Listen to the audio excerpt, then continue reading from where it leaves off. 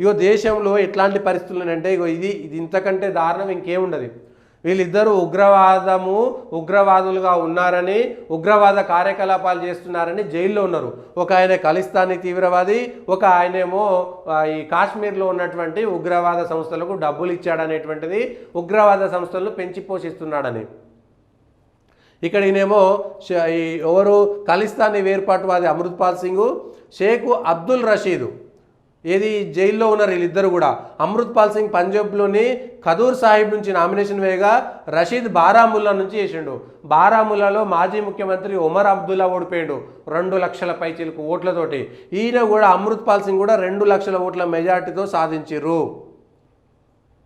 ఇది భారతదేశంలో ప్రజలను తప్పుపట్టాలన్నా వద్దా? ఈ విషయంలో మిగిలిన విషయాలు పక్కన పెట్టండి. ఉగ్రవాదులకు మద్దతు తెలపడం అనేటువంటిది ఎంతవరకు సమంజసము? ఇది దేశంపై ప్రభావం చూపదా?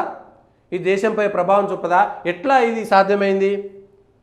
ఆయనే పంజాబీ అయి ఉండొచ్చు, ఈయన ముస్లిం అయితే అయి ఉండవచ్చు, కానీ ఖలిస్తానీ తీవ్రవాది, ఖలిస్తానీ వేర్పాటు శక్తులకు, దేశం విచ్ఛిన్నకర శక్తులకు మద్దతు తెలపడం అనేటువంటిది ఎంతవరకు సమంజసము? సో దేశభక్తి లేకపోతే ఎంత నష్టమవుతుంది దేశానికి? దేశభక్తి లేకపోతే ఎంత నష్టమవుతుంది? ఎవరు మతంని రెచ్చగొట్టినట్టు లెక్క ఇక్కడ. ఇప్పుడు హిందువుల గురించి మాట్లాడితే మతాన్ని రెచ్చగొట్టినటువంటి వాళ్ళు, రెచ్చగొట్టినట్టు చెప్పినటువంటి వాళ్ళు, ఈ ఉగ్రవాదులకు మద్దతు తెలిపినటువంటి వాళ్ళపై మీరు చెప్పింది ఏంది, మీరు చేసింది ఏంటి? ఉగ్రవాదులకు మద్దతు తెలిపి అన్నటువంటి వాళ్ళపైన మీరు చెప్పింది ఏంది, చేసింది ఏంటి అనేటువంటి విషయాలు చూడాలి. వీళ్ళు జైల్లో నుంచి వస్తారు. జైల్లో ఉన్నటువంటి వాళ్ళు వచ్చి వాడు పార్లమెంట్లో ప్రమాణ స్వీకారం చేయడం అనేటువంటిది ప్రజాస్వామ్యానికి అపహాస్యమా కాదా?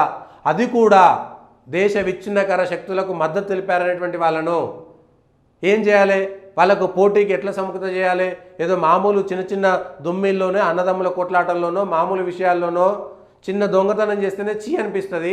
అట్లాంటిది దేశాన్ని విచ్ఛిన్నం చేయడానికి దేశంలో కుట్రలు చేసినటువంటి వాళ్ళు గెలిచిన తర్వాత ఇది ప్రజాస్వామ్యానికి అపహాస్యమైనటువంటి దినం కాదా? మిగిలినటువంటి వాళ్ళకు ప్రాథమిక హక్కులు ఎట్లా ఉంటాయి?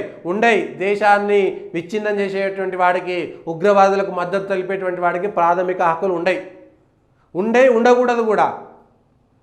ఇది దేశాని కోసం మళ్ళీ మాట్లాడేటువంటి మాటలు, ఇది దీనికోసం మాట్లాడుతున్నారంట.